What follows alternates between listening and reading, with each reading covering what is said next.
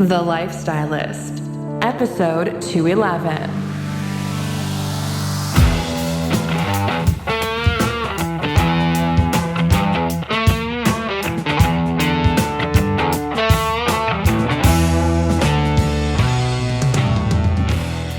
I'm Luke Story.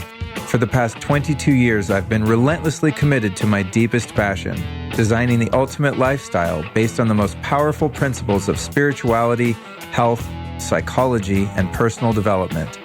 The Lifestylist podcast is a show dedicated to sharing my discoveries and the experts behind them with you.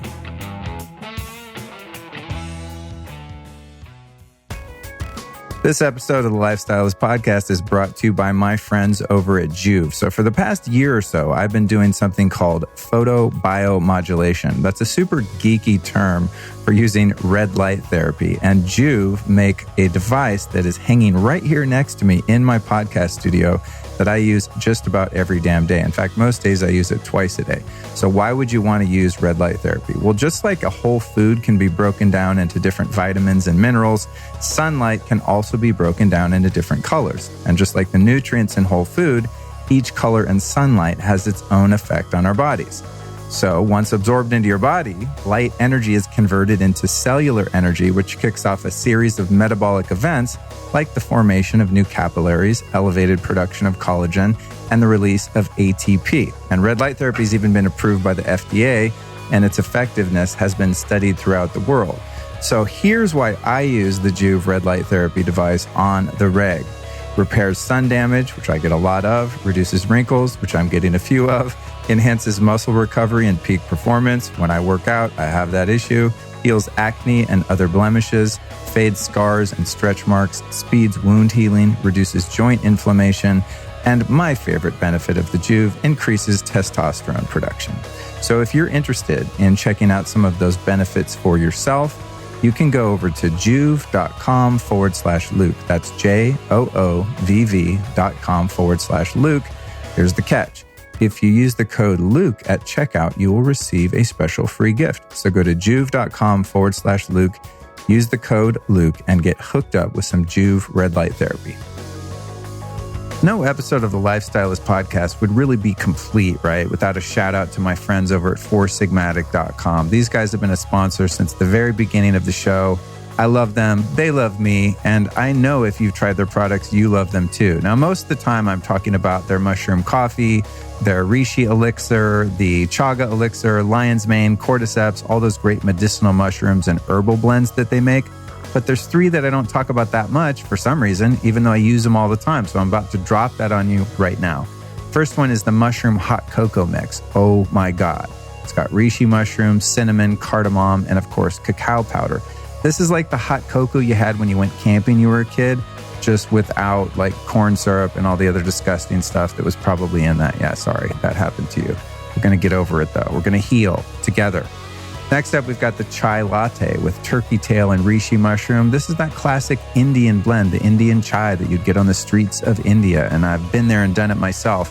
And let me tell you, the coffee shop chains that we have going now that have, again, that really toxic version of chai latte, not so much. We don't want that. We want the real deal. And Four Sigmatic is doing it. And then lastly, this is one of my favorites, the golden latte with shiitake mushrooms and turmeric, sweetened with coconut sugar. This is a classic Ayurvedic drink. That nice, yellow, warming, calming drink that you sip at night when you're ready to get your chill on.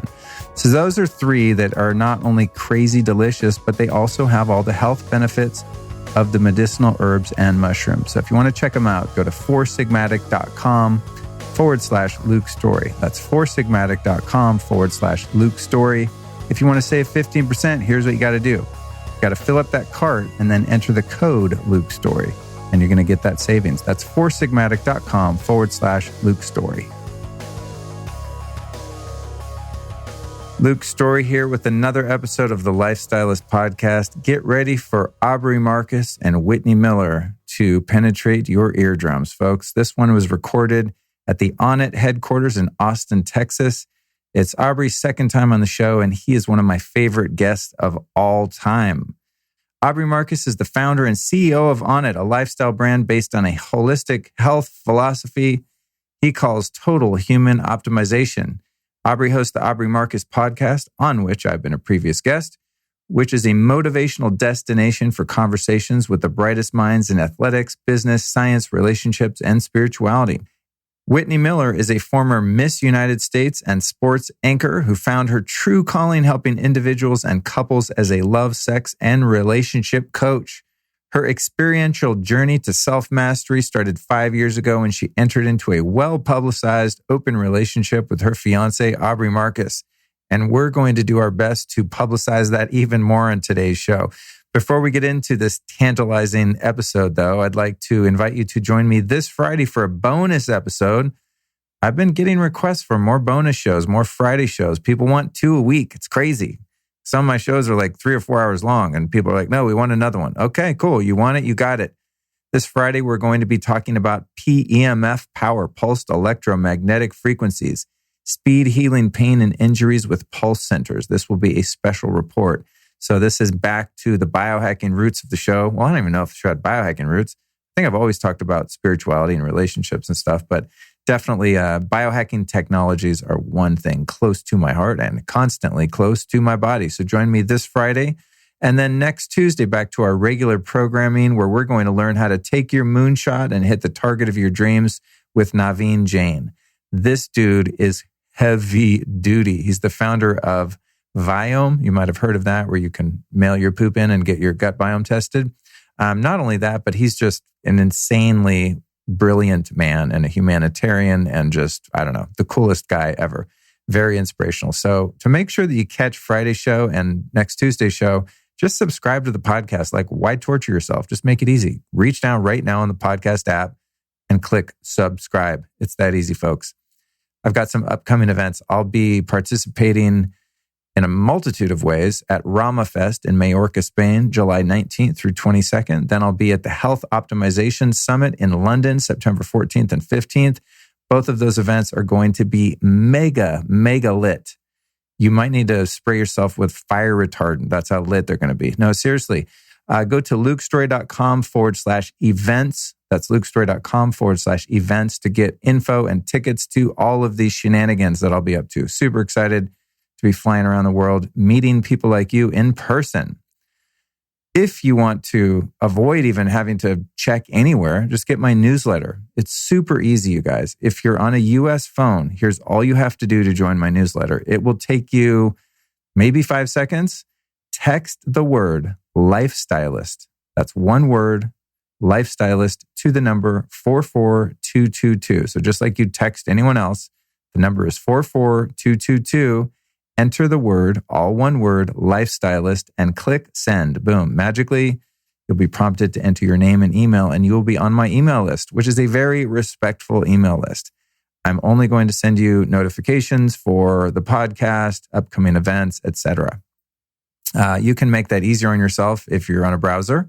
Go to lukestory.com/newsletter. lukestory.com/newsletter. If you're on the newsletter, you know what happens? Every Tuesday, you get all of the show notes, all of the links. When you're listening to the podcast, you're like, oh, wait, what was that thing? What was that vitamin? What was that thing? You don't need to do that, dog. Just sign up to the newsletter, lukestory.com/newsletter, or text lifestylist to 44222. Here's what we talk about in this conversation with these two lovely humans. This is one you don't want to miss, by the way. Like, you're going to listen to this shit to the end. This was an insane convo. We talk about creating your most optimal relationship, consciously choosing real life instead of a fairy tale, transactional intimacy, the importance or historical lack thereof of female pleasure, what you probably don't know about the female clitoris, even if you're a female, educating people on pleasure in general, how being in an open relationship helped Aubrey and Whitney grow as individuals, women being taught to compete with other women, the important conversations that trigger so many of us, what it's like to transition from a monogamous into an open relationship, and how to avoid some of the pitfalls, rooting for your partner's happiness above all else, the fact that it is possible to deeply and intimately love more than one person at the same time, the fact that the biggest gift you can give is being fully present with your partner, finding the root of jealousy and other negative emotions, and finally, how plant medicines and MDMA have helped Aubrey and Whitney heal their individual traumas and form a true lasting bond. Now, as you're going to hear me indicate in the conversation here, this by no means, and I'll say this too, is me being an advocate for polyamory or open relationships. I don't really have an opinion on what people should do. I've tried many different configurations and finally have settled on just being happily with one person, and that's working really well for me. However, I do think conversations like this are really healthy and just good for our culture. We are so programmed by our media, by society, by culture, through the education system, through religion, that I think it's just really important for us to have conversations like this where people are being open and honest about some of the more intimate aspects of their life in an effort to help us all evolve and to think about things differently. So I just personally want to thank Aubrey and Whitney for their transparency, for the courage to kind of come out and address these issues and talk about them publicly, because I'm sure there are a lot of people that don't agree with them, people that are perhaps more traditional or conservative by nature. So I just encourage you to keep an open mind and don't have an opinion for or against these concepts, but perhaps just use this as an opportunity to re-examine some of the assumptions that you've perhaps just allowed to lead you and your decisions, as I know I have in many cases. So thank you so much for listening to the podcast. Please share this episode with a friend, and you'll be back with me on the outro for some more information to wrap up this conversation. Enjoy.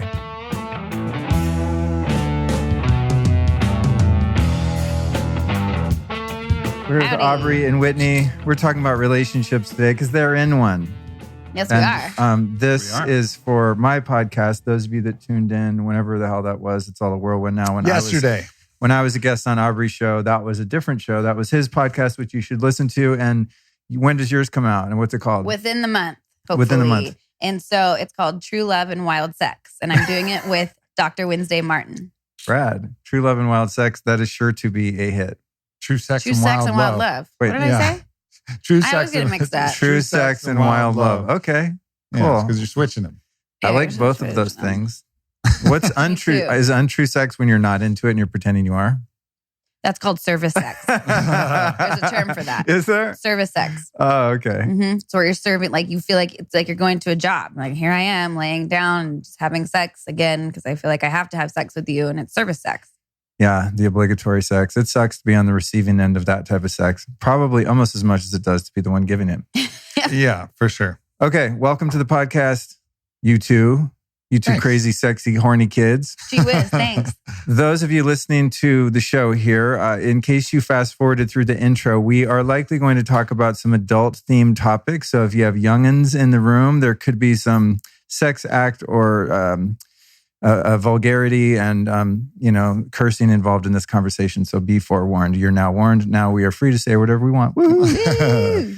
So, oh man, there's so much to talk about, and I almost don't know where to start because you guys have such an interesting relationship, and it's one that is very public because you're both kind of in the business of exploring your own consciousness, your own personal growth, and part of that is you sharing that as content, right?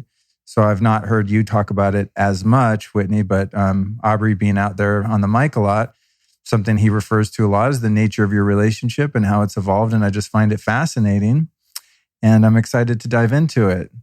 So, and I also just want to say, I'm not like pro or con any type of relationship. I'm into relationships that help people to grow and that are healthy for whatever their term is for that. Yeah, I agree. That's something that I say all the time. I'm not pro any type of relationship. I just want you to be in the relationship that you truly choose for yourself and that you're not entering into because somebody said you should do it or your friends are doing it or your parents are doing it or you feel like you just should do it. Like, let's create your most optimal relationship. That's perfect. Let's do that. Yeah, there's so much conditioning out there.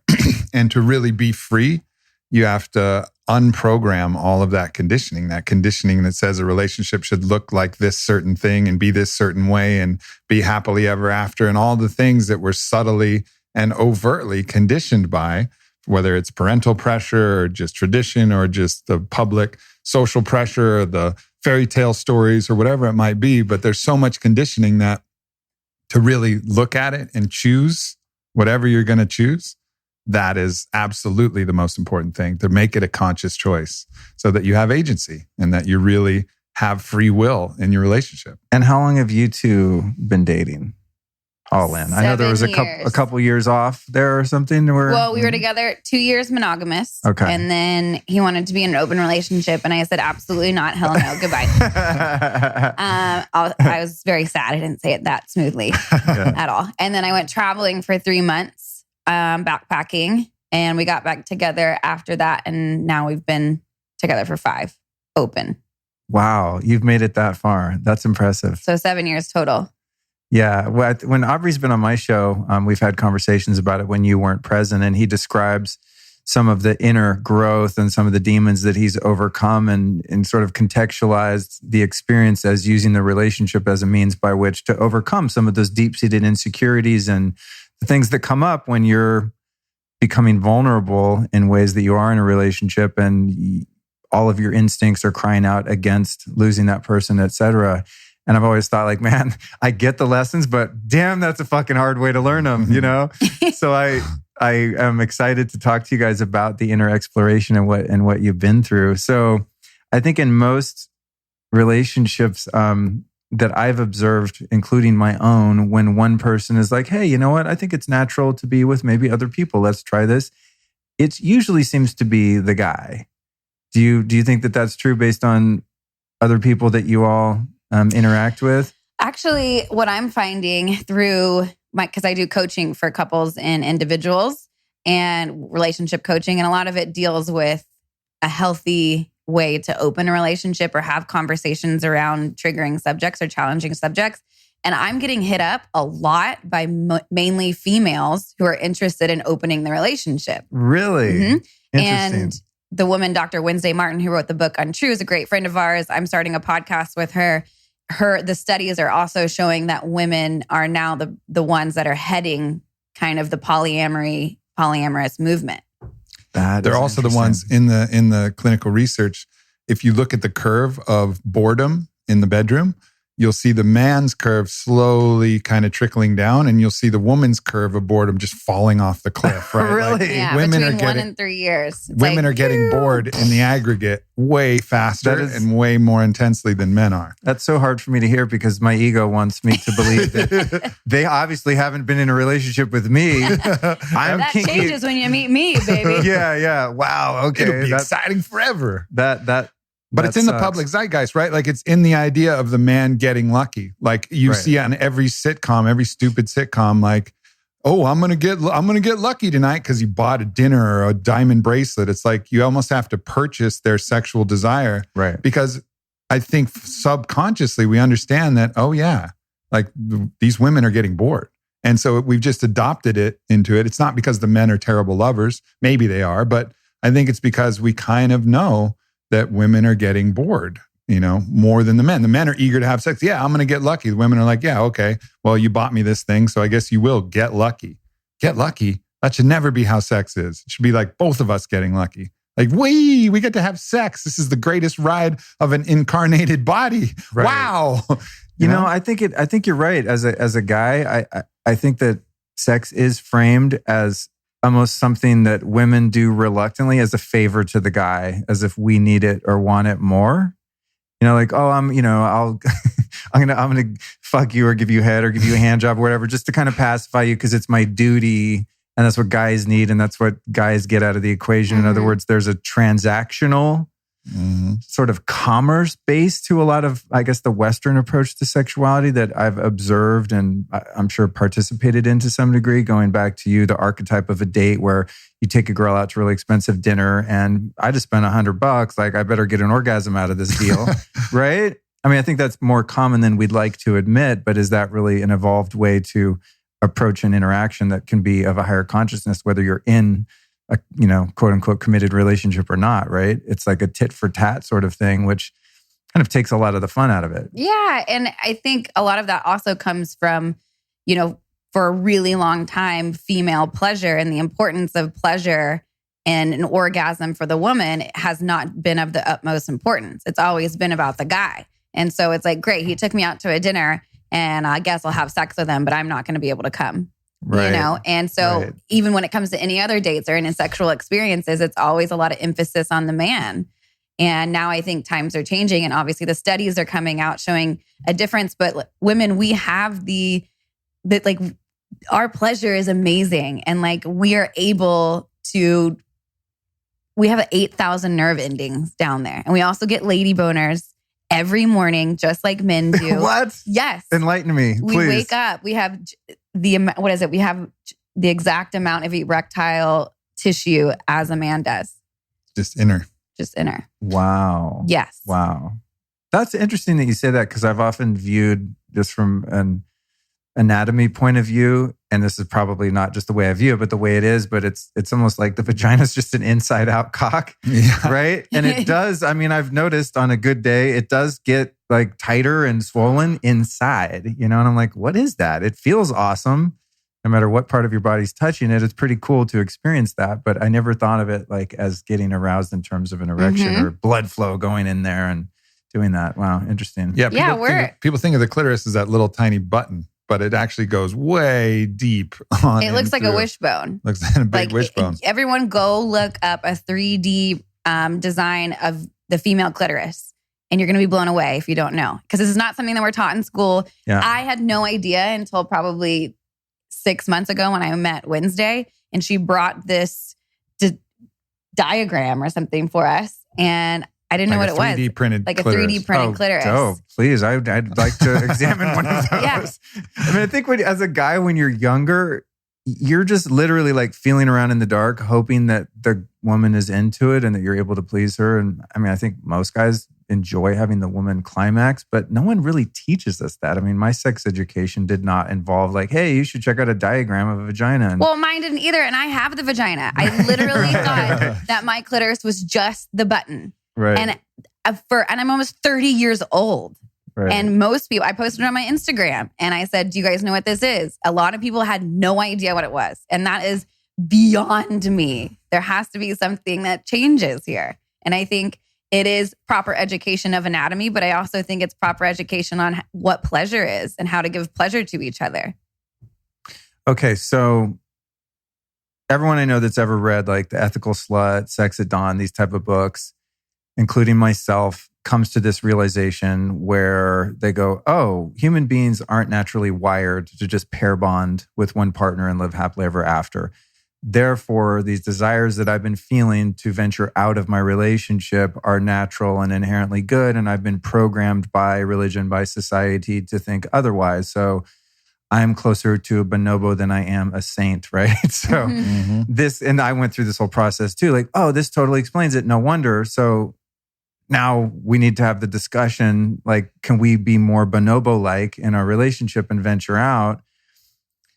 And then it's not only the societal things, but then there's the repercussions of the human instincts of jealousy and insecurities and all these things that brings up, which can be so painful in some cases where that, our desire to be more natural and live in a state that's not in opposition to our biology actually ends up crushing us or the relationship because psychologically we just don't have the framework to handle that.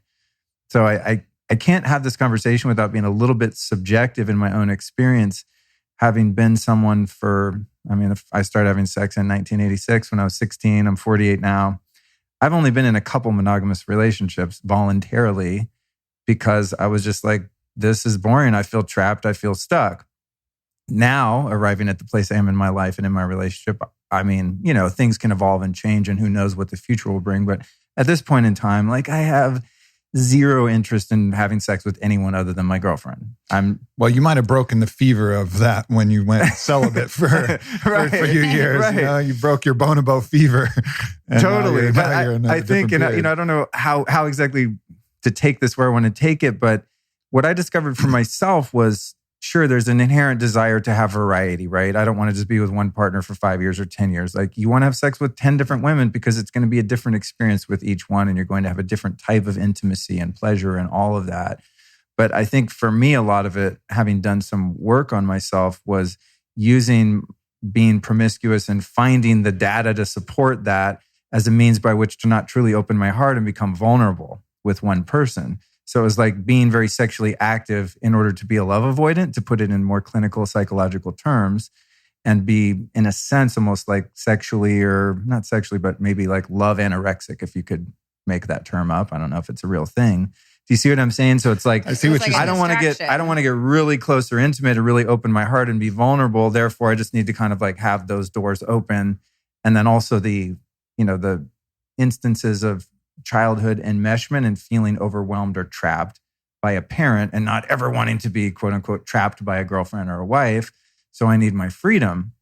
And where I actually ended up arriving at was that my interpretation of freedom was a bit shallow in my case, because I'd never really had the true freedom to love fully, to be just totally seen and to see other, and to just completely be naked and open my heart up for the arrows that might fly as a result of that. So I'm arriving at this weird place where I'm looking at you guys in your relationship and I'm like, that seems fucking terrifying, because I'm finally at a place where I feel very safe being just open with one person, and that container feels really comfortable, and I don't feel trapped at all. I feel like I was trapped when I felt like I had to go have all these experiences because I was preventing myself from truly being open to that deep intimacy with one person. Does that make any sense to you guys in your own journeys? It makes total sense. And I think the difference of what you're describing is you're talking mostly about not so much a polyamorous or committed open relationship. You're mostly talking about kind of being single. Like you're just kind of playing the field, being single. Nothing's too deep. Everybody's kind of on the same level. Yes. It's a lot different story when you have a committed, deep partnership with somebody where the love is so strong, and you allow them to be sexually free, and you allow them to love others while still maintaining that deep love that you're describing. Right. Like, so that gives you that commitment, but then it also gives you that incredible challenge of, can I be committed with my heart still open while leaving my partner unpossessed, wild, free? Jesus Christ. And this is something, it's not easy. This is what I say. Like, if somebody's thinking, I want to try an open relationship, it's probably going to be hard. Okay, if you think it's going to be hard, times that by like 100, and then you're getting close. Right. Like, it's very challenging. But I was similar to you, to where I would be with multiple people and I would never let them close enough in. About a year and a half, I'd wake up bored out of my mind, and there was nothing wrong with the person I was laying next to, other than my own blocks and my own fears and my own insecurities. And what helped me break that was this open relationship, because it highlighted all of that. And I don't think I would be as open as I am today, or know myself as much as I know today, without being in an open relationship. And I think you can get there multiple ways, just like you did. For me, this is the way that it really shed light on all of my shit. And you have to constantly work for it. And so now for me, I'm the most open that I've ever been in my entire life because of this type of relationship. Wow, that's interesting. And it's actually something else that was really interesting for me that people think is, they don't put the two and two together, is my whole life growing up, I was always very competitive with women. And I feel like we're taught that. We're supposed to be competitive. We don't want to steal my man. We don't want them to have the better purse. We don't want them to drive the better car or be prettier or more younger or whatever it is, have the better body. And that was always my mindset growing up. So coming into this relationship, you would think it would make me more competitive with other females. When in reality, all it did was force me to have the difficult conversations and look at my shit and them look at theirs, and us come together and be vulnerable with each other, because vulnerability is what creates the connection anyways. Right. And so now I have a girl tribe that is incredibly deep and open and fun and loving and supportive. And I think a lot of that has to do with just through the open relationship and seeing that. And many of Whitney's friends were my former lovers, my ex-fiance, the first lover that I had, other different people who I've had romantic connections with are Whitney's, a lot of Whitney's closest inner circle of friends. Wow. And I think that's the, so that, you guys are next level. But that actually makes it the most virtuous and healthy, because I think that actually is our biological design, is that we share within the tribe. So the fact that these women are part of her tribe, it makes the whole thing a lot easier. And it makes. But let me just say, that's not how it first started. Well, You we're going know? to go there. Okay. Because I don't want to get anybody the idea that I just like floated through this and was super close friends with all of them. I was like, nah, I don't like you. It took a while. I'm reverse engineering this. Okay. Because I'm trying to get my head around it because I feel really contented in my life right now in this way. And I don't want to rock the boat. Like, I'm good. I figured out, I think, what works for me at this point. But I'm also deeply curious about what works for other people. And I'm deeply committed to evolving myself also. So when I observe someone else growing in a different way, I'm driven to learn about that and share that with the listeners of the show. Which I love, because I feel like I know that this is one topic that can be incredibly triggering and incredibly fascinating. And I think because humans we're adaptable beings, and we try to put ourselves in other people's shoes. And so that's why it's so triggering, because they're thinking like, what if I did this in my relationship? Or what if my husband did this? Or what if I said that? And it's like, let's just see and talk about it from just an open perspective, because there's so much that can be learned from like techniques and communication and things that we've done that will only benefit a strictly monogamous relationship. Yeah. Okay. So leaving apart the side in the beginning before you guys had the break when Aubrey's like, hey, I want it to be open. You're not having it. When you guys reconvene, at what point do you both decide, let's create a container of a relationship that allows exploration outside of the relationship? So when you got back together, did you both simultaneously agree to that, or did that evolve after you re-merged with one another? Well, it was already like an understanding. I knew for Aubrey, he's the type of person that when he understands something logically, he will put it into practice very quick. And I'm not like that as much. It takes me longer to move through things. So I knew when I was traveling that this was a type of relationship that he wanted, and that was what he was going to create. There was no going back to a monogamous relationship. Right. So when I was traveling, I didn't meet. It was actually one of his really good friends. And he was super hot, beautiful smile, and we totally hit it off. And that was the point to where I realized, oh, I can be attracted to somebody else and want to explore that and have some fun, but still very much so love Aubrey and still want to be with him. And he has my heart. So when I came back, that's when we decided, okay, he was like, I still want to be with you. I still really wanted to be with him, but he was already seeing somebody else. And so if we were going to get back into a relationship with each other, then it was under an open relationship container. Right. Okay. So in a sense, he kind of went first the second time around. Well, we both kind of went at the same time because she was hooking up with one of my best friends while she was we were traveling. split up. Yeah. I understand. Yeah. Well, these are those social norms that, I don't know where they come from. I think they come from probably a wholesome place of not wanting to hurt other people. And I think where I've arrived at in my journey is just, I don't want to do something that would make my lover or girlfriend or wife or whatever uncomfortable and cause them pain. And if that means like not straying out of the relationship because that is not cool with them, then I'm cool with that. And I'm hoping I'm with someone that feels the same way. And even though they might have ideas, they're like, you know what? It's not worth it. We have a great thing going. But the other side of it is what you're describing is the deeper level of understanding and compassion is being with someone and caring about them enough where you let them do whatever the fuck they want. Which is kind of the other end of the spectrum. It's true how you would be with a best friend. Right. Or how you would be with a sibling. Like, it's like, yeah, fucking, do you have a great time? Yeah, awesome. I'm so happy. But tell me about it. What happened? Awesome. Like it's possible to be really rooting for your partner right. in the same way that you would root for someone that you're not attached to, that you're not looking at a mirror back at yourself and saying, am I the best lover? Am I the worthy man? Am I the worthy woman? Am I the hottest? Am I the blah, blah, blah? Like we don't do that with our best friends, or we shouldn't at least, or our siblings, and we shouldn't at least. And that is to me, like everybody says, oh yeah, I married my best friend. I'm like, really? Because there's different rules that you have for your best friend. You really root for your best friend to have the best time possible, always. But do you really do that with your girlfriend, wife, right. Husband? Right. Like, I don't think so. There's different conversations you have with the boys or different conversations the girls have. You're not even being fucking honest with each other. And you're saying that you're with your best friend? Like, okay. Right. Let's take a look at that.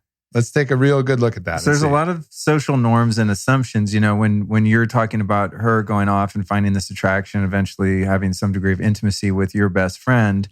I mean, you're a guy, this is against code. Like, I would outside of this conversation and the fact that I have a girlfriend and all that, like, just as, even though we're more acquaintances, Aubrey, we haven't hung out much socially. It's been more of a professional kind of casual relationship. Knowing you two have dated, I would never, ever hit on her because it's bros before here's the thing, Luke. Females. Here's the thing. You know what I've realized is that the closer I am with someone, the easier it is for me to enjoy Whitney being with them. Wow. Like, because that is, if it's some stranger, this is the example that I always use, a classic example. Let's say I have a Lamborghini, right? Whitney's my Lamborghini. Now, if I have a really close friend who wants to give it a ride and drive around in it, hey man, here's the keys. Go for it. I trust that he's not going to fucking smoke in the car. He's not going to run into curbs. And if he does, he's going to tell me. He's going to like respect it. And I'm happy that he's going to get to enjoy the car, even if he's putting miles on it, whatever, So there's love for the person who's actually enjoying the thing that I love, the thing that's precious to me. And so that actually makes it easier on both sides, but we think it makes it harder because we know them. So we want to like not look at it. But it's way easier when you can love both sides of the equation and be happy for both, in this case, Whitney and the person that she's with, and be like, oh, I'm glad that Whitney's having a good time. And I'm glad that my homie's having a good time too, like double win. Whereas if it's a stranger, you're like, I wonder what the fuck is happening. I wonder what he's thinking. I wonder what ideas he might be planning. I wonder if he's playing seductive games. I wonder if blah, blah, blah. I wonder if he's going to leave her healthier, wholer, more inspired than when he found her. You start to have these questions. Your mind creates these stories and assumptions around that person because you just don't know them. You don't know their character or their morals or their values or anything. Right now at this moment, and you can answer this or not. I'm sure I'm getting the sense you guys talk about this, so you can, feel free to answer how you wish. But like right at this moment, how many other people are you having sex with each on a regular basis? One. I have one for the past year. One other, okay. I have one consistent lover, and then I have one other lover that I see every once in a while. Yeah, that's not too crazy. That sounds reasonable. No, people think it's like a free-for-all. Like we're out there just having sex with anybody and everybody, and it's orgies and one-night stands constantly. But it's like, no, it's not how it is at all. Like I said, I've been with one person who I have an incredibly deep connection with for a year. Yeah, this is interesting because, again, reflecting back to my own experience, because it's the only way I can kind of get my head around this. At the point I've arrived in life now, the idea of being sexual with someone that I don't know very well is completely not appealing. Whereas there was a time in my life, the less I knew someone, the better. And the faster we could get to it, the better, because that's just how I'm wired sexually. I'm just good to go anywhere, anytime. Now, it's like when I arrived in Austin, I was in Whole Foods and I'm checking out and I looked over and I was like, whoa, attractive woman. And now I have a girlfriend and I'm not, it's really easy for me to not date or flirt with other people, or it's the agreement we have. But for a second, I was like, oh, attractive woman. There would have been a time when I probably would have went over there and hit on her and see if I could get laid while I'm in Austin. Why not? And I looked over and I was just like, kind of had that thought of what it used to be like. And I thought, oh God, no, I really don't want to be naked in a room with someone that I don't know. Which is such a weird experience to have because I've never really been that way. So if you, Aubrey, you have a part-time and then a little more consistent and you have a regular lover, how much love and intimacy are present in those other relationships? Or are they relinquished to just like outside booty call status and then you two have the intimacy and the bond and the love? Or can the love and intimacy extend into those other explorations? I mean, for us personally, the love and the intimacy can extend to the other partners, and it certainly does. But I also think that changes from relationship to relationship, from situation to situation. But we have the agreement that that is something that is okay and supported. And I think it's natural. And I think having the idea that you're going to have consistent sex with somebody, but the emotions aren't going to get involved, I don't think it's realistic. See, that's where I arrived. I don't think there's any part of human nature that makes sense for. And love is wild. Like it can't be really contained. It can't be stopped. You can't put up some bullshit fence that's going to stop the love positive radiation from blasting straight through that fence. It's like putting up a fucking saran wrap around Chernobyl and being like, no, it's contained. for sure contained. Well, it's like somebody, but don't like somebody too much. Yeah, and it's just how do you do that? It's just not possible. So that becomes a really interesting challenge, because as the relationship onboards, there's a lot of connection, a lot of presence, a lot of focus, a lot of obsession, a lot of this stuff that will come on board. And it takes a lot of experience, is what we're learning, to have the grace to allow that, and the communication to understand that, and to really give permission, from a very conscious, aware place, to allow that love to take its course, knowing that love may supplant the amount of time, the amount of resources, the amount of attention that's available, but having the grace to allow that if that's in the highest good. And then on both sides, just tracking what's happening and then communicating it as efficiently and effectively as possible. And we've fallen on our face 100 times, with all of these different, at least, with all of these different ways that we've had to deal with it. But, fundamentally, I think we've both arrived at the conclusion that it is absolutely possible to deeply love more than one person at the same time, just like a mother can love more than one child at the same time. Like, love is not something that has to be given just to one.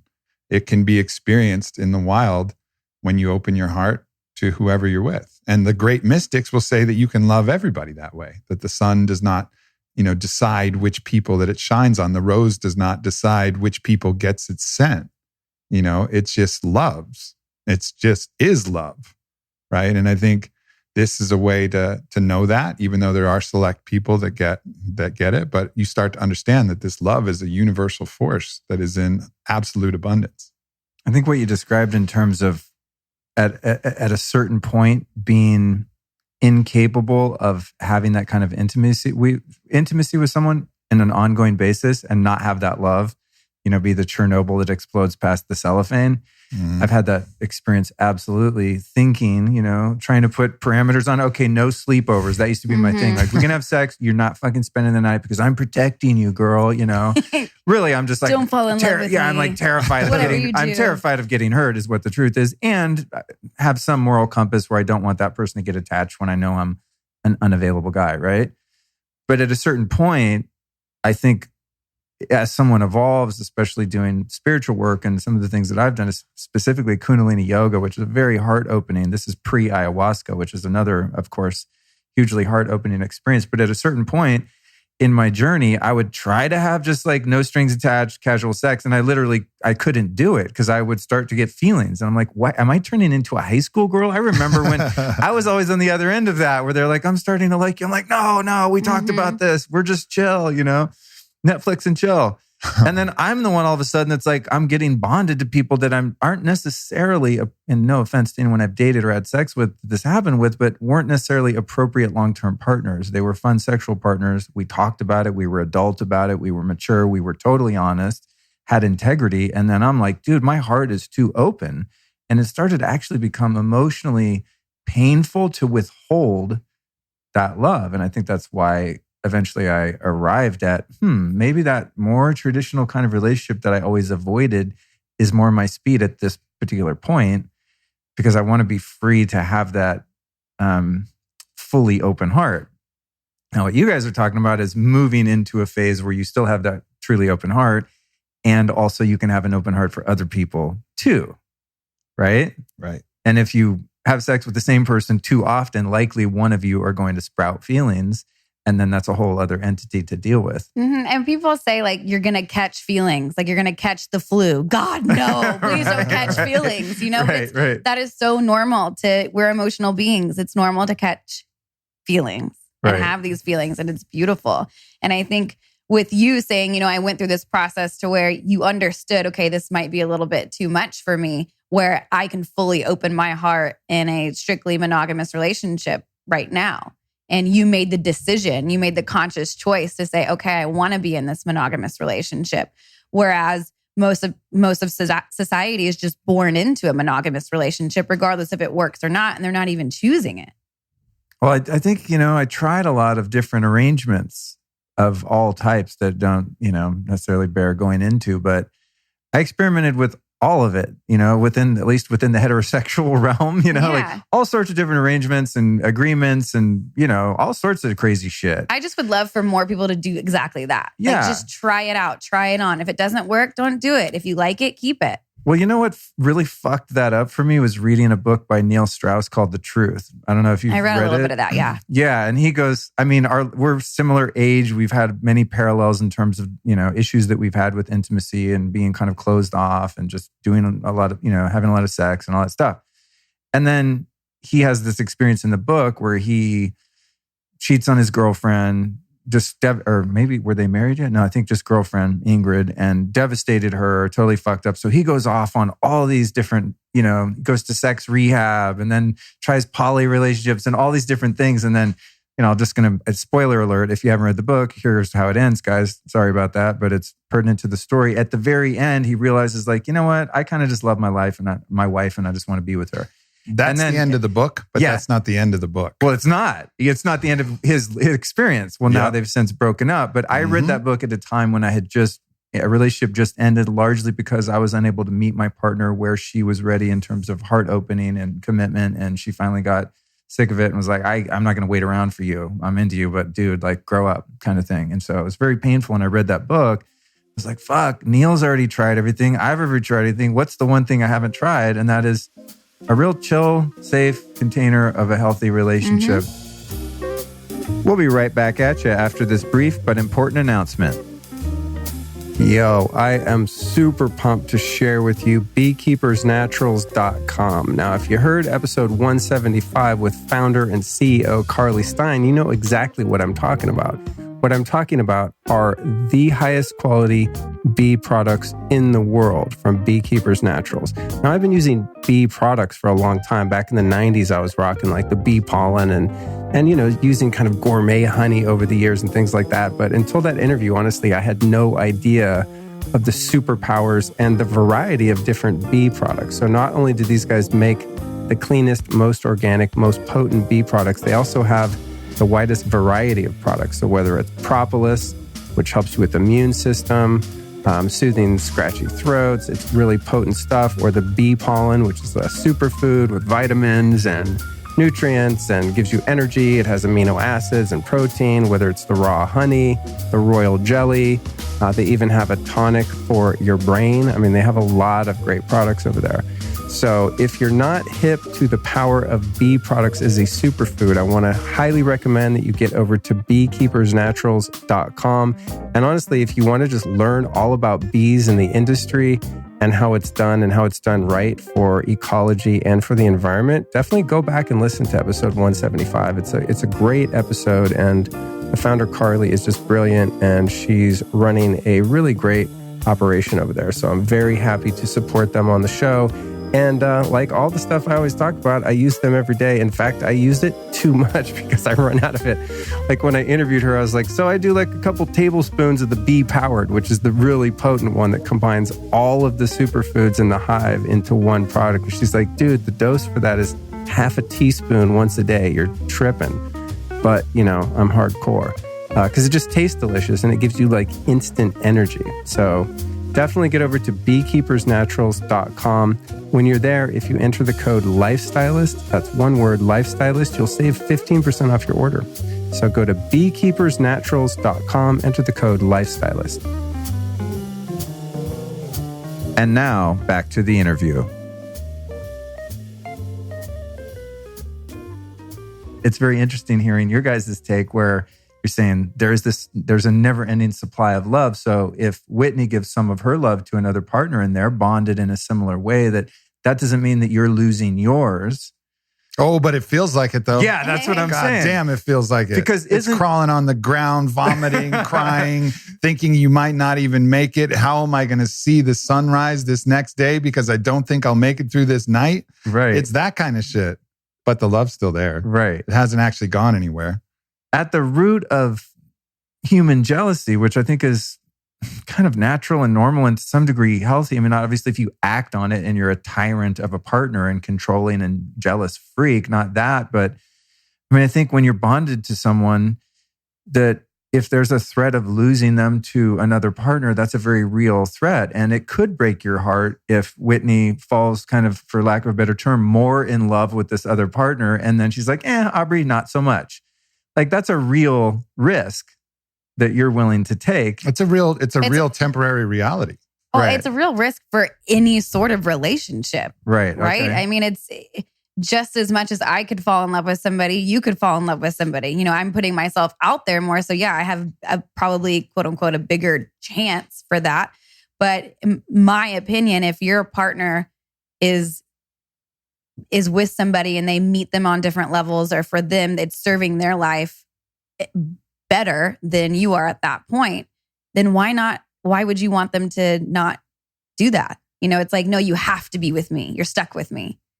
When it's like, man, if they're really supposed and like meant to be with somebody and it feels better for them to be with somebody, then support that and love them in that. And yes, it will hurt for sure, but you can get through it.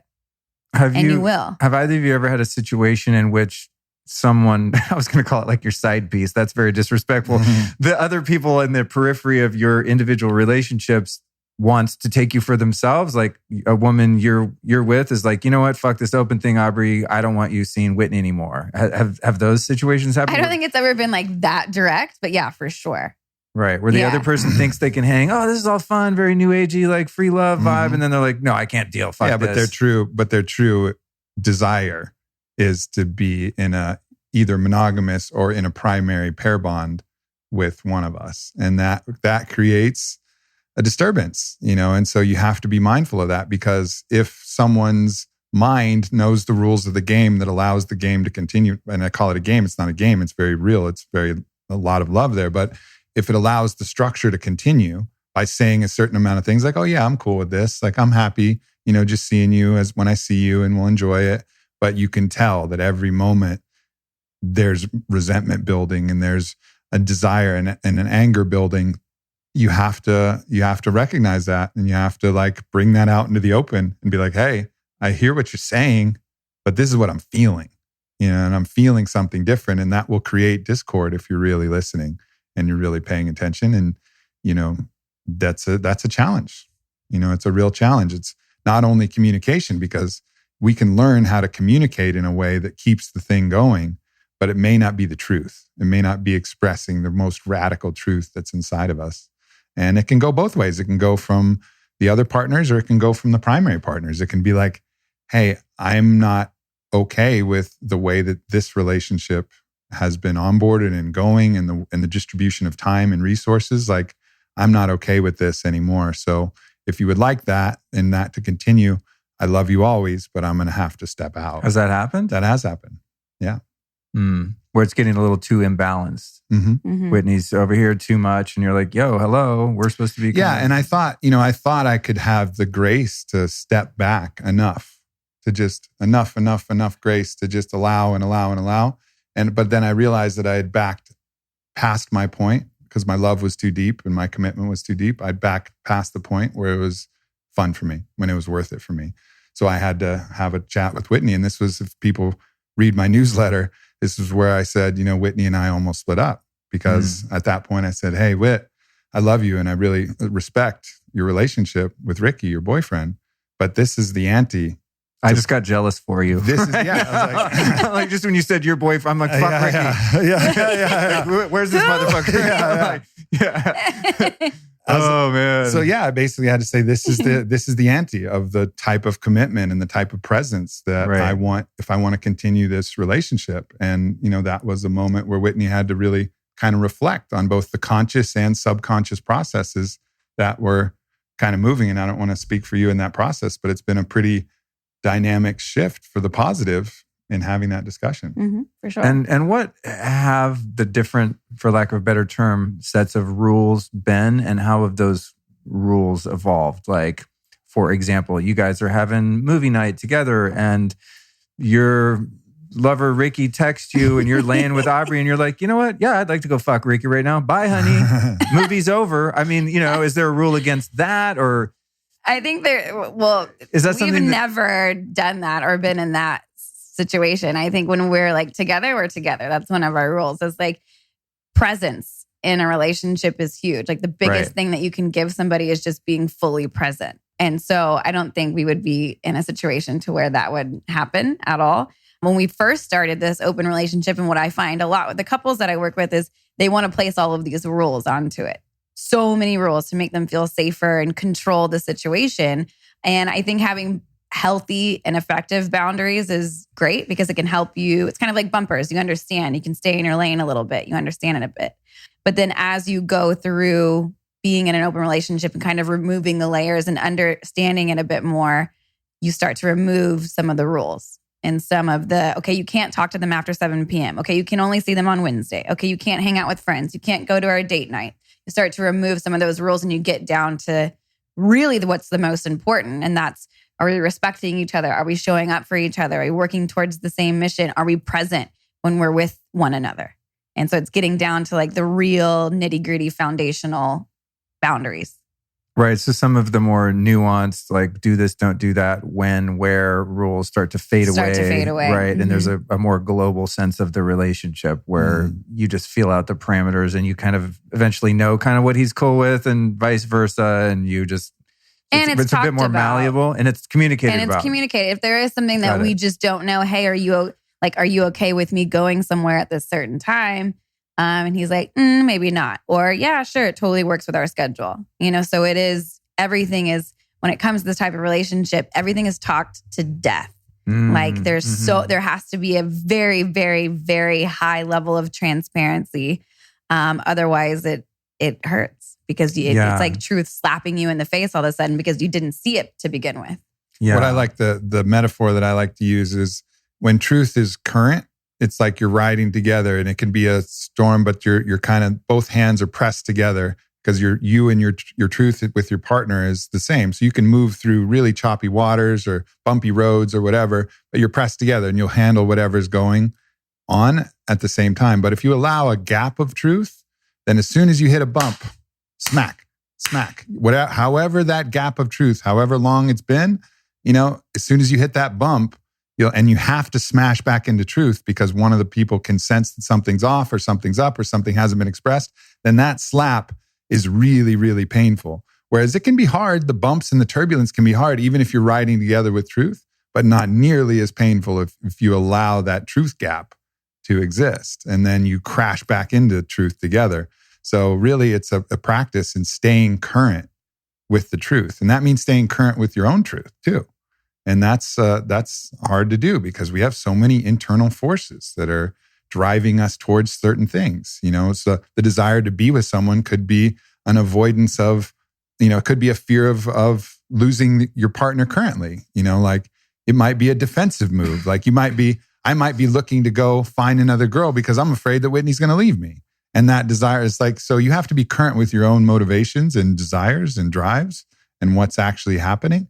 And that's hard. You're bringing that into awareness, like first and foremost, if you want to be in an open relationship or you want to explore something like this, it is a commitment to yourself. It's a commitment to yourself to look at your shadows and shed light on your shadows. If you want to do that, then you can venture down this path. If you don't want to do that, then I encourage another type of relationship. Yeah. Keep swallowing that blue pill. Not for the faint at heart. Matrix, I think the key to this is, like I said earlier, people like you that are willing to kind of, take the arrows and take the criticism or judgment from people at large that maybe don't agree with your particular lifestyle, and also saying, listen, we're not advocates. People ask us questions, we're willing to answer. Yeah. But this is like what you're saying, Aubrey, is that open dialogue and open communication and that honesty where you're having that sense of intimacy where not only is there not deceit going on, you're not hiding things from one another, but you're saying, whoa, there's something coming up within me here. Let me explore that, see if I can articulate it, get clear about what it is, and then not wait around for that tension to build and to get more murky waters, but to say, hey, listen, I need to bring something to the table.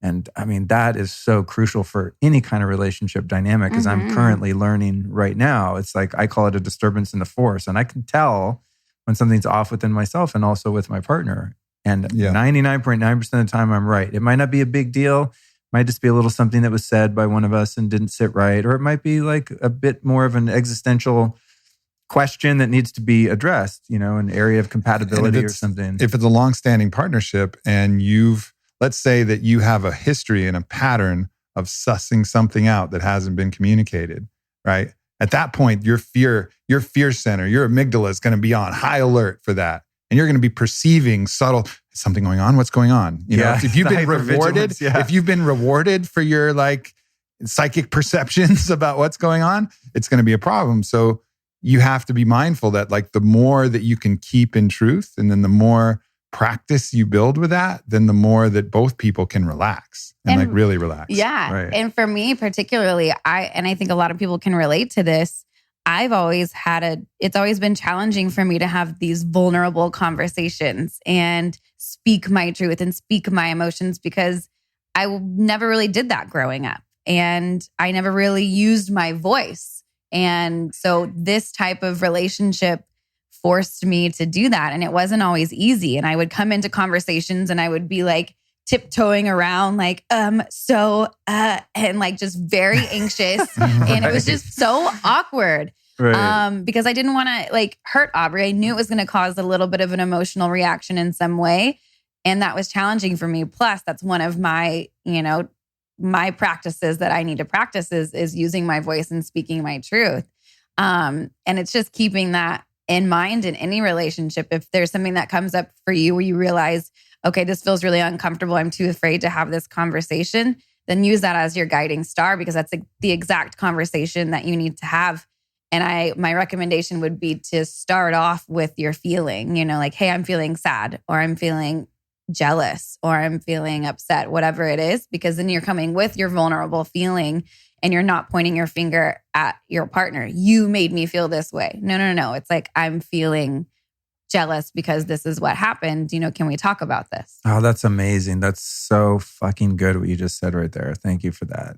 I mean, it took me a while. I had to learn that. I mean, I relate to all of that so much, and also not only the problem of that, but the solution of that. And so many conflicts can be short-circuited and detangled just by that vulnerability. But it's also the least intuitive way to go about it, because of course defense and offense is the go-to. Fucking hurt them before they hurt you, defend, be prepared, and all of that, when just going in and be like, cool, go ahead and put an axe through my heart right now. This is what I'm feeling. I'm just going to be honest with you and admit it. And I swear to God, anytime that I do that in relationships, the conflict is almost immediately resolved, because the person's like, oh shit, you have a heart. I care about that heart. I'm going to now have the capacity to listen to what you're saying and share your experience. But it's really counterintuitive. I mean, maybe more so for men, I think, too. Yeah, it takes Sweetie, practice. can I talk to you? I'm kind of having some feelings. I mean, you feel like such a chode doing that. It's just oh God, I can't believe I'm being this honest about what my experience is. And I think, thankfully, if you're with someone conscious, they can meet you there and be like, oh shit, we need to really hold this delicately so we can continue to communicate without those defenses going up. Have you ever heard of the work of Sue Johnson? Yeah, she talks a lot about this type of communication. It's really cool stuff.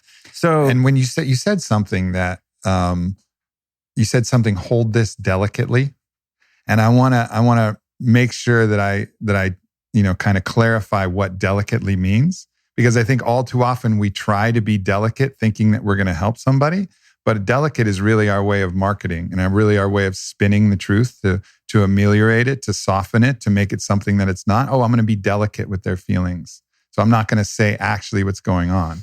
Instead of saying I love my boyfriend, or I'm kind of starting to develop some feelings, and that's delicate.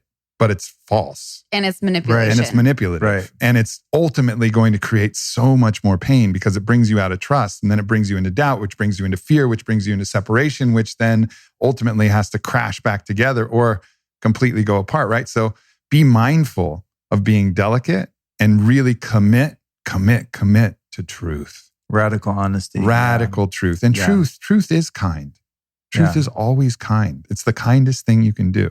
If you're wondering what's the kindest thing to do, it's truth. Right. Always. Right. And that you just have to have the longest term perspective and understand that some stresses are going to be hormetic. Some are going to, if you give the truth, they're going to have to deal with it now.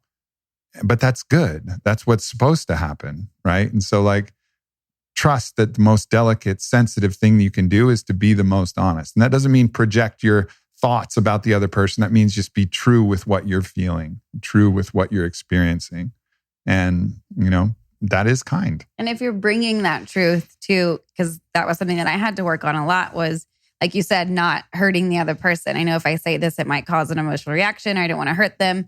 And so when it came to me seeing somebody else or wanting to see somebody else or saying that I love Ricky, it caused like an emotion. I knew it would be challenging for him, but we're asking this from each other. And so it's like, it's basically saying like, I respect you enough and I know that this is what you want. And I want to be able to give you this, that I know that you can handle this. Like I'm giving you the opportunity to show up instead of saying, oh, no, sweetheart, you can't handle this. So I'm not going to tell you the truth and I'm going to withhold it, or I'm going to say it in a different tone to manipulate you.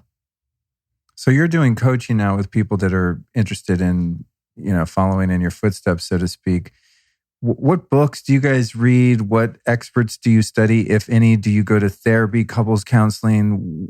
How are you learning the shit you're talking about in terms of being able to communicate in these ways and having those skills? I mean, those skills, you're not just born with that shit. I certainly was not. We don't learn it from our parents. I mean, we learn all kinds of dysfunctional patterns that then we spend the rest of our lifetime kind of unraveling. So where do you guys go to learn about this shit? How to communicate without getting triggered and pissed and blaming and being defensive and offensive? Who are your go-tos if you have them? First and foremost, it was just us, like putting ourselves in the lab and testing this out on ourselves. So a lot of the coaching that I do comes from straight experience and putting myself in the fire for everybody and trying to undo my programming and look at my shadows. And so for me, that has been one of the biggest lessons. It's not just reading a book. It's like I'm actually putting myself in there. Plus, I do a lot of studying and I like to just cram with knowledge. And I love Tammy Nelson. The Ethical Slut is a great book. Untrue, Wednesday Martin is great. Dr. Chris Ryan, Sex at Dawn.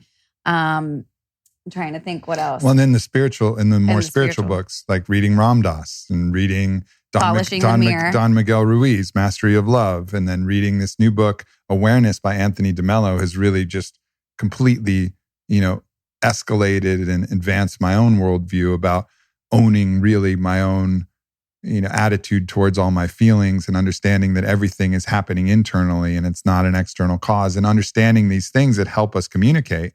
And so it is the combination of that. Plus we've had some help. We've had Dr. Dan Engel, who's a psychiatrist and had experience with Open, who's been guiding us through the path as well. And that was extremely helpful. Having somebody, this is why I got into coaching, because we were constantly being asked about what do we do? How does this work? What do you do with jealousy? Blah, blah, blah. And we had Dan, thank God, because we were in full crisis mode when we would call him instead of using him like preventatively, which is probably the best way to do it. So that's why I got into coaching, because I wanted to be there for people who were looking for resources. And there's not a lot of therapists out there. There are some great ones, but there's not a lot who are, understand the open lifestyle. And whether they say it or not, it can dictate what kind of advice they give you if they don't fully understand it, even if they don't live it or not. It'd be like trying to learn from a fight coach who'd never been in a fight, like hadn't been in mixed martial arts fight, did a couple Taekwondo matches when they were young, like, this is full MMA, this is all the rules. This is taking to the mat, jiu-jitsu, kickboxing. This is all of the arts and all of the things put together. And, if you're going to learn just being with one sensei who's only studied one style and only does, Shotokan, and that's all you're learning from, it's not going to be really, you're not going to really learn, and really, they're not going to really know even what advice to give you because they haven't been through it. They haven't walked the walk.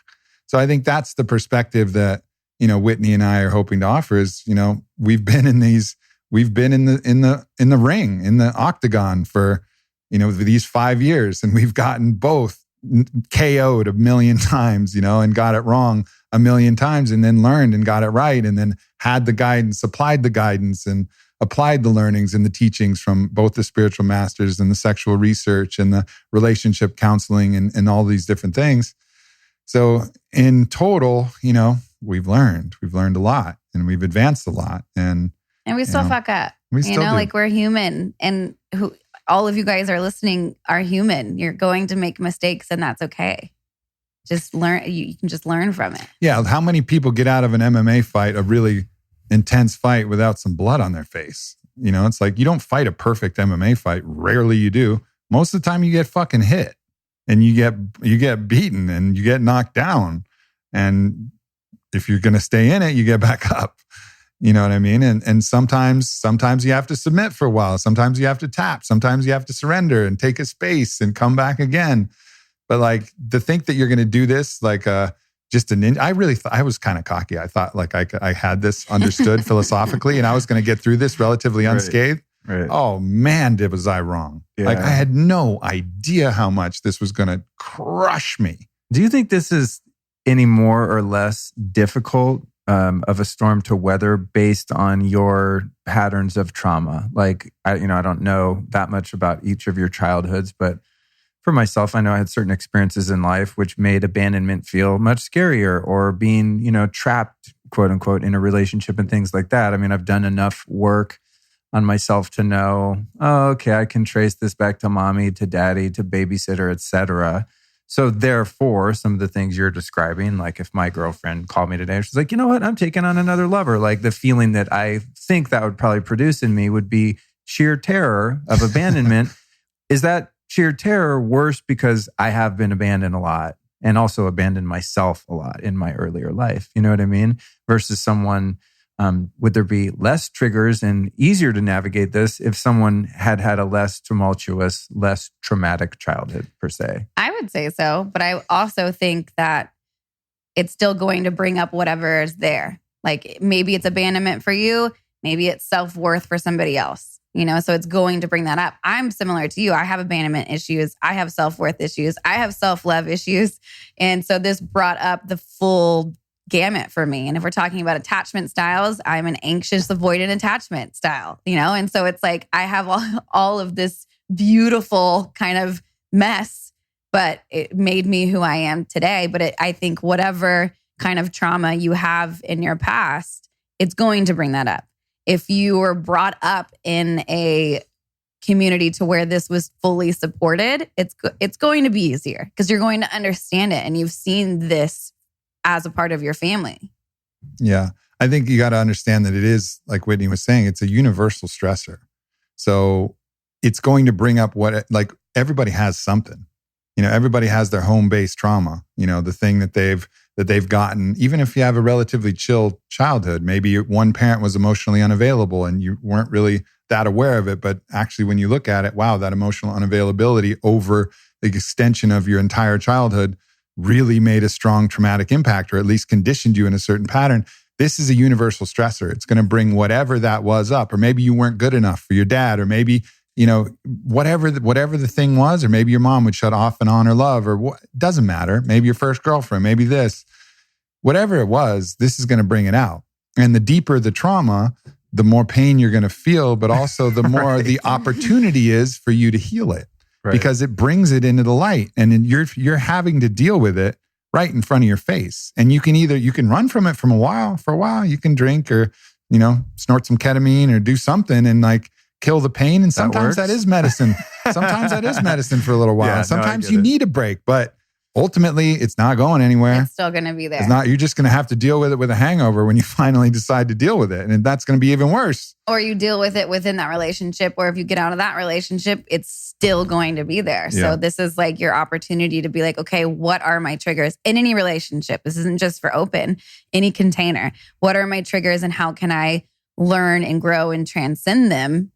Because I don't want this to continuously show up with my kids or with my family or with my friends or in my intimate relationships or my next intimate romantic relationship. This is really fascinating in context. It's so funny how the chronological order of recent shows I've done have all led into one another. It's fascinating. But one of the ones I did recently was with a guy named Maston Kipp, who, God, if you guys ever have a chance, I don't know if he would fit. He was I was on his show. Oh, yeah. Oh, cool. Yeah. Great guy. And, his focus is like trauma awareness and trauma recovery. And in talking to him, I was like, okay, we had like a 2.5, 3 hour podcast. And I started to see, I'm connecting the dots. And I learned so much that I didn't know about myself and my own past. And toward the end, I'm like, okay, so the problem's very clear. Mastin, what's the solution? How do we fix this shit?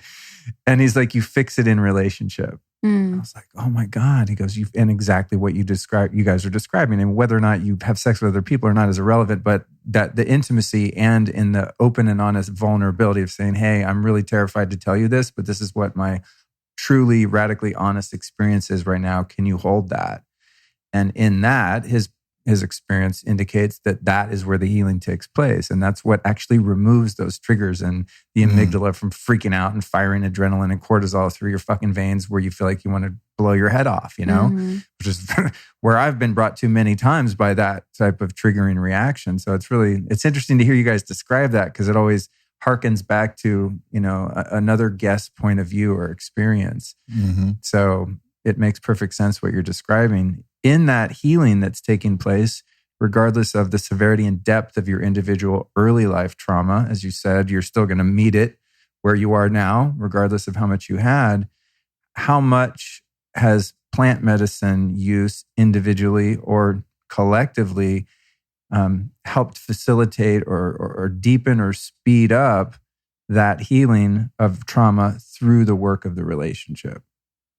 Well, the plant medicine use has been pretty essential, but it wasn't just plant medicine. It was also the utilization of MDMA, which is now, probably 9 months from, compassionate care legalization because of the phase 2 clinical trials and the ability for it to alleviate treatment-resistant post-traumatic stress, cure post-traumatic stress. And so it's going to become a legalized treatment here pretty soon. But this type of relationship puts you in very traumatic situations, very charged situations. And, Whitney and I have had access to both therapists with the experience and also, the medicine that is of the highest quality that's allowed us really to drop in together, which was actually one of the original uses of of MDMA. Yeah, I've was heard in that. couples therapy. Yeah. And that has been pretty essential in helping us come to truth, because what it does is it creates a heightened sense of introspection where you're actually really able to see what's going on inside yourself, but also a deep sense of compassion and connection and safety and security so that you can receive the other person's truth as well. So not only can you find yours and have the courage to share yours, but you can also receive it from the other person without that kind of emotional walls that get built up and the charge that comes from it. So it's really like lubricated our communication and our insight and clarified the mirror, polished the mirror, so to speak, polished the lens into our own heart and allowed us to communicate what we were really feeling. And I think, that's probably been the most important tool in the plant medicine psychedelic sphere that we've used. Now, the other stuff has been helpful as well. Wachuma and ayahuasca, you can see things about yourself more so that are really, you're able to then bring through the relationship. But as far as like us connecting, a lot of the plant medicine is very you with the plant, but on in an MDMA, in a ceremonial context, like it's you and your partner both opening your heart, evaporating all the armor, and then opening up your voice too, and really communicating, and that's been incredibly helpful. That actually makes a lot of sense. When I asked the question, I'm picturing you two, wandering off into the jungle or desert and doing ayahuasca together and having a nice chat. And then as you're talking, I'm like, dude, you're not talking to anyone in ayahuasca. I was say, that's the last thing I want to yeah, do. I'm like, don't touch me. I don't know. Get away from me. Where am I? Yeah, I'm talking to the ETs right now. Please don't puke on me. So that's an interesting perspective, that the plant medicines is more about the individual work. Then you maybe perhaps reconvene with a deeper understanding of your own inner working, soul, psyche, etc. But the MDMA process together, wow, that's really cool. I've kind of forgot about the fact that, ecstasy, to call it what some do, actually has a purpose other than going to a rave and partying and being all hungover. And I was actually talking to Kyle about this in terms of the difference between really clean pharmaceutical MDMA and like street pressed tablets that have a bunch of meth and whatever the fuck is in them, and also the supplementation of 5-HTP? 5-HTP, yeah. 5-HTP and different things that can help support your neurotransmitters to go into it and come out of it without having that really depressing crash and stuff. So it's exciting that miraculously that's actually kind of coming back into legality. It's cool. Mm-hmm. Yeah, it's gonna change the world. I think we're on the precipice of the most important revolution in mental health that we've ever seen as a human in humankind. And I think it's going to be the legalization of psilocybin and MDMA in a therapeutic context. Do you see psilocybin coming down the pike too? Oh, it's already through phase 2. Really? It's Wow. already for treatment-resistant depression and anxiety, Wow. end-of-life care. So that's maybe a year max behind MDMA, which should be, again, as I said, as compassionate care available in 9 months. But the statistics and the research, I mean, you're showing cures of depression with a single 1 gram dose of psilocybin, cures. We're not talking about like you have to take it every week. We're talking about cures. We're talking about cures with the MDMA treatment too. 3 sessions, people with heavy treatment-resistant post-traumatic stress, cured. Like the cure paradigm in psychiatric medicine is not really there. It's like, here's your crutch. You need this to sleep? Yeah. Okay, you're on this. Oh, you're depressed? Okay, you're on this. And oh, by the way, if you get off, it's going to be really fucked up.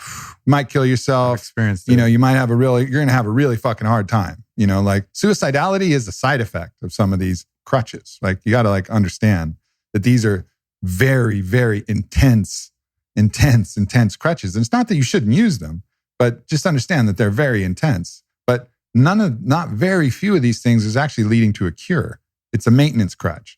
Whereas in the psychedelic medicine space with MDMA and psilocybin, we're seeing cures. And that's why it's such a revolutionary thing. It's not dependency on a substance to keep you in a certain state of mind. It's you use this substance in the right setting, with the right people, with the right intention, with the right clinicians, and then your problem is gone in a lot of the cases. And for MDMA, that's over 65%. For psilocybin, it's like over 80% in the phase 2 clinical trials. That's crazy. It's crazy. It's really exciting. It's exciting. That is so cool. Yeah. Wow.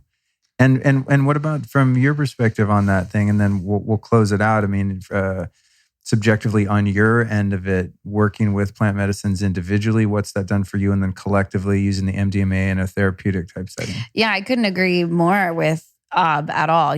For me, the ayahuasca and wachuma and going down those paths has been very internal. It's very introspective. Where are these things coming from? It goes back to that, like I said earlier, the commitment to yourself to look at your shadows and go into the deep waters, as Aubrey likes to say.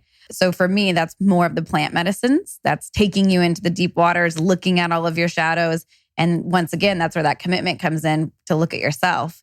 And then through the MDMA, therapy use between us two, it particularly for me, allows me to take off my walls and take off my armors and not be so afraid of abandonment and find that self-love for myself, knowing that whatever comes out of this, I have faith in that I'm going to be okay. And that this is going to be, if all this does is promote growth between Aubrey and I, then it's a beautiful win. And being under the influence of the MDMA helps that and helps it gets that moving. And afterwards, I remember like the first few times, or the first time I guess we did it, I remember thinking like the next day, oh shit, what are those things that I said? Now I actually have to do them, But it's like, that is truth. Like I was coming from a place of truth. I was coming from a place with my lenses clear and saying like, I want to show up in love for you. And I want to be truthful about this because love is truth. You going to your partner and speaking your truth is saying that I love you and I'm here for you. And so it was just kind of like getting used to that and not being afraid of, okay, yeah, sure, you can see that person. And then waking up the next day like, what did I say? And how am I going to deal with this? But it has been incredible. I honestly think it's one of the things that have kept us together. I'm not sure that we would be together without the medicinal utilization of that. How do you keep from smashing at the end of your therapy session if you're on MDMA? We do. Yeah. You do. You're like, doctor, can you leave the room that's for the reward? Because the processing can be very uncomfortable. Because especially if you have a truth gap that you're trying to bridge, right, that you were too afraid to say and the other person was too afraid to receive, you might be on one of the best feeling substances ever created, but it doesn't matter. It's still very uncomfortable and very communicative. And that can last 2, 4, 6 hours of just communication. But ultimately, the somatic reconnection, sexually or just intimately or just holding each other, however, is, really some of the sweetness that you get to close the space with, like that's like, okay, now let's just let the sweetness pour through our pores, so to speak.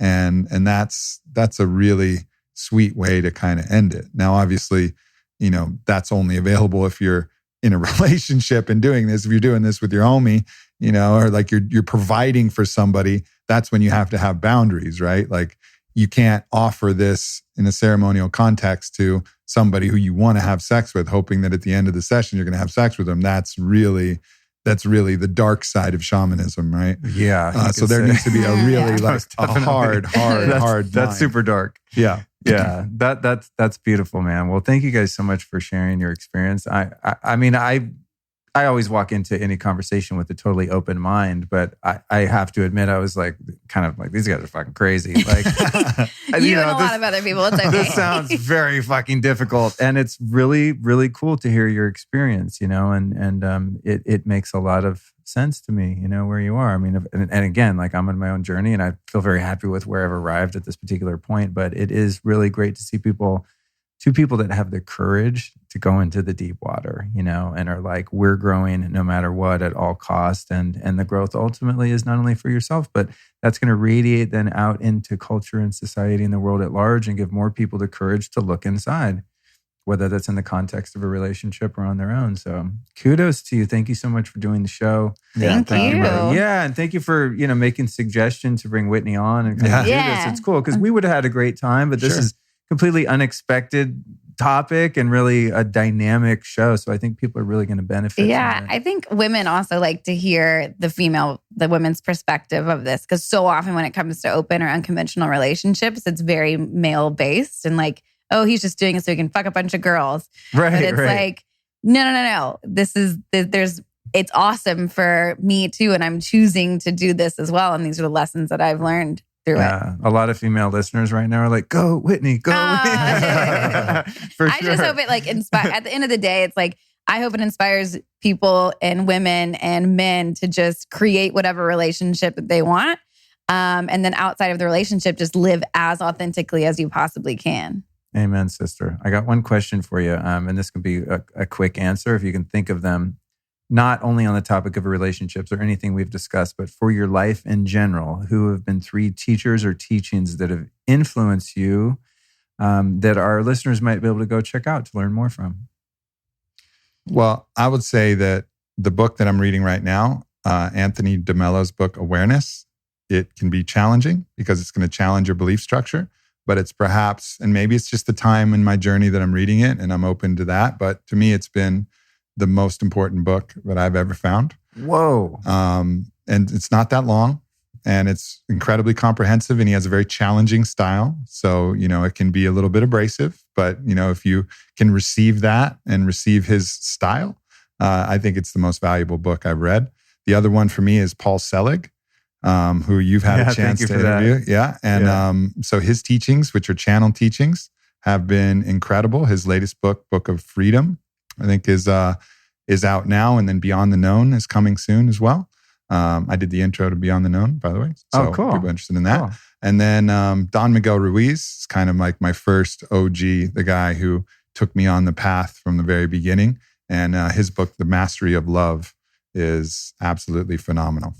When you introduced me to Paul Selig and that culminated in my interviewing him in New York, one of my questions for him, or for the guide specifically, because he was, channeling as he does in some interviews, is I said, would it serve the highest good for me to go to ayahuasca? Because I was tentatively planning a trip. And he kind of giggled, how sometimes he's like, what's coming through is this. And he's sort of observing the message coming through. And I have to go back and listen to it to get the verbatim. But the essence was that you'd be fine if you didn't do it. But if you're courageous enough to go there, that it would benefit you. I was like, wow. Shit. Yeah, I was like, thank you, guys. Yeah, thanks, guys. And they're also sort of, unblameable. If it didn't work out, it can't be like, hey, Paul. And he's like, it's the fucking guides. I don't know, talk to the guides. Hey, tune back in. Guides, what's your rebuttal? But, and he was absolutely right. Everything that he or the guides said. So thanks for the introduction. It was a fascinating experience. Yeah. Okay, how about you?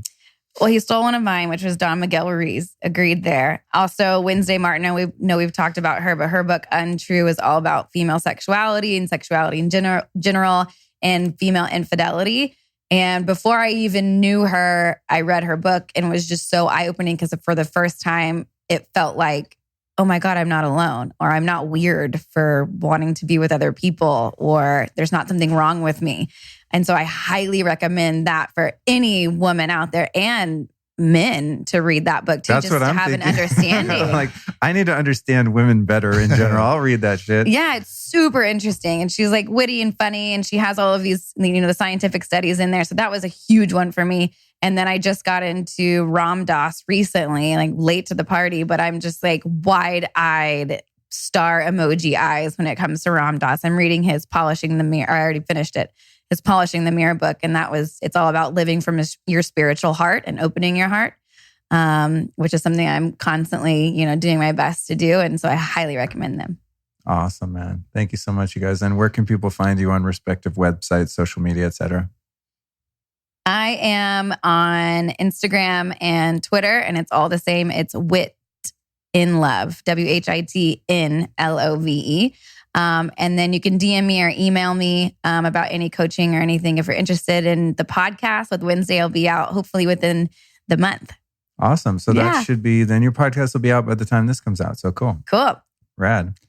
Yep. At Aubrey Marcus. That's aubreymarcus.com is my website. And, if you guys want to peek into my inner workings every week, sign up for the newsletter. I don't really put out much more than just, kind of my free writing, rambling. It's like his diary. It's like my very public diary.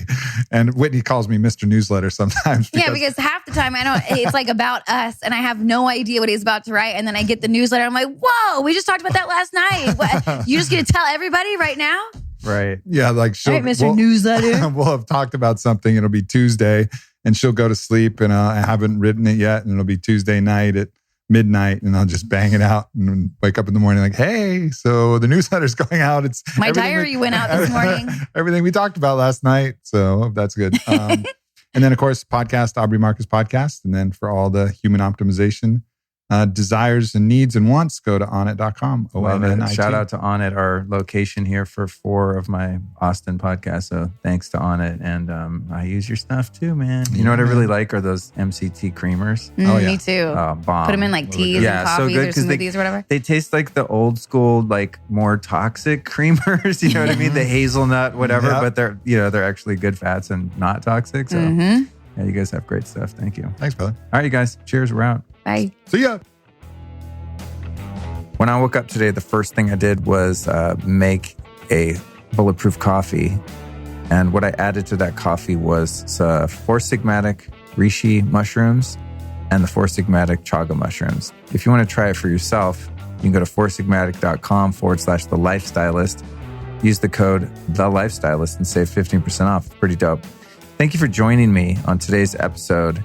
And I want to invite you to join me again this Friday for a bonus show where we talk about PEMF power, speed healing pain and injuries with Pulse Centers. It's a special report drop in the middle of the week here. And it's going to be super, super lit. So make sure you catch that. Don't forget to join my newsletter. As I said in the intro, I'm going to repeat it again in case you didn't catch it. The newsletter is an awesome thing because you get notified of all the rad happenings over at the Lifestylist podcast and everything in the world of Luke's story. You can do this by texting the word lifestylist, that's one word lifestylist, to the number 44222 on a US phone, or just go to lukestory.com/newsletter. I promise not to send you any weird stuff. I'm just going to send you dope information. Another thing I did this afternoon to get ready for recording my intros and outros was a good 10-minute session of red light therapy in front of my Juve Elite system while standing on a bulletproof vibe plate. 2 in 1, did a couple curls until my elbow hurt, did some breath work on there. You got to be careful doing breath work standing up though, disclaimer. You could fall, bust your ass, and hit your head on the vibrating plate, which could really suck. But if you want to check out Juve, you can go to juve.com/Luke. That's JOOVV.com/Luke. Get down with some red light therapy. They have a thing called the Juve Go, which is super affordable. and you can put it on specific body parts. It's portable and rechargeable. And then, at the other end is the Elite system that I described, which is like this massive wall of red lights. It looks like, Jimi Hendrix's rack of guitar amps. It's just this huge, massive tower of red lights. It's pretty dope. If you like bees, like I like bees, and the stuff that bees make, you want to check out Beekeepers Naturals. That's beekeepersnaturals.com. And the audience code there is Lifestylist, and that'll save you 15%. These guys make really dope bee products, all kinds of different honey and propolis and bee pollen and all kinds of superfoods those little wacky bugs make. And it's really good for your body, really good for your soul, and it's a great company with a lot of integrity in there, doing a lot of things to help save the bees, because guess what?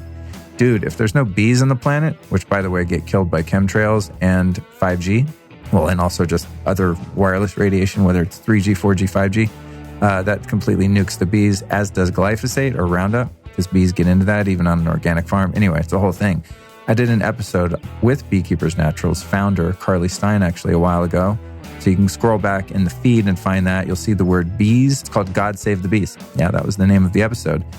But anyway, their products are super dope. I'm into them. I never lie. I don't take bee products every single day, but it's not because I don't like it. I just forget because the honey and stuff is up in a different cabinet than my supplements. Maybe I should move it so I do take it every day.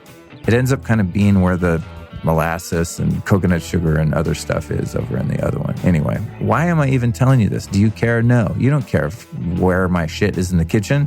What you do care is that I vet these products that I represent and that I use them, and damn it, I do. I think that's the point there. I digress. What I really want to say is my mind was blown by Aubrey and Whitney. This was a really fascinating and quite entertaining conversation. I don't know that I'm personally going to follow the route of their relationship. Actually, I know I'm not, but I have kind of, maybe in a sloppier, less thoughtful way. So I'm, as I said in the intro, I'm pretty happy with things the way they're going in my life in that regard. But I do think it's really important to have these conversations. So thank you for having the courage and the open mind to think about things a little bit differently, because as I said, we are really programmed that relationships look one way, and if they're not that way, they're either wrong, not healthy, or not going to last, etc. And I don't believe that's the case. I believe there's a different relationship for every two or more people involved in them. And I also believe that those relationships evolve over time, and as people change and grow, the relationship, I think, would naturally change and grow too. So thank you so much for listening. Make sure you share this episode and every episode of the Lifestylist podcast with a friend. This episode of the Lifestylist podcast was produced by podcastmasters.net.